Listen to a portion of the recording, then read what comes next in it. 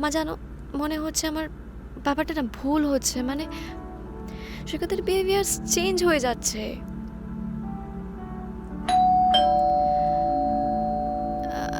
আমি করছি তোমাকে ফোন, দাঁড়াও।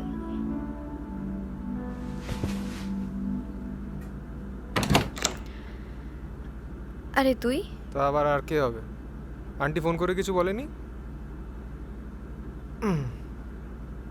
এই নে, তোর জিনিসপত্রগুলো রেখে দিয়ে গেলাম, এখন আমি আসছি।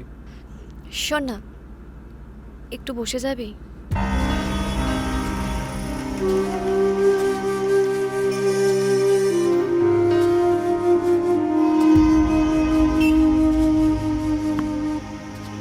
এই কি হয়েছে তোর? রাস্তা দিয়ে এত জোরে জোরে গাড়ি ঘোড়া যাচ্ছে, তুই তার মধ্যে দিয়ে হেঁটে যাচ্ছিস অন্যমনস্ক হয়ে। আরে ভাই কি হয়েছে তোর? তোর মুখের কি হয়েছে? কি হয়েছে তোর, বল আমাকে, বল ভাই। বিয়ের পর সব কেমন একটা বদলে গেছে। বদলে গেছে মানে? কি হয়েছে? সৈকত আর আগের মতো নেই রে। আগের মতো? আগের মতো বলতে কিরকম বল? তুই বুঝতে পারছিস না, আমি তোকে বোঝাতে পারছি না। মানে দেখ, ও আর আমি দুজনে 24 ঘন্টা একসাথে থাকি, তো আমি হ্যাঁ। বুঝতে পারছি, আমি নিজের চোখে দেখতে পাচ্ছি ওর বদলটা। আচ্ছা আচ্ছা, দেখ, বিয়ে হয়েছে তো সবে, তাই না? এবার দেখ, বিয়ের পরে জেনারেলি কি হয়, নতুন সম্পর্ক অ্যাড অন হয়, তাই না? সম্পর্কের সমীকরণও চেঞ্জ হয়।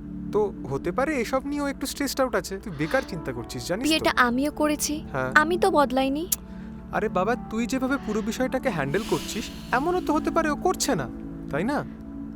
তুই ওর হয়ে একটু বেশি ওকালতি করছিস না? ওকালতি করছি না ভাই, দেখ, ও একটা ছেলে তো, আমিও একটা ছেলে। আমি ওর মেন্টাল কন্ডিশনটা বুঝতে পারছি। দেখ, এই বয়সের ছেলেমেয়েরা বিয়ে করা আজকের যুগে ইজ নট ভেরি কমন। তার মধ্যে ও তো শুধু বিয়ে করবে না, ওর বাচ্চাও হবে। ওর মাথায় এখন যে কি প্রেশার, কি স্ট্রেস, ওটা ওটা শুধু আমিই জানি। ভাই, হ্যাঁ।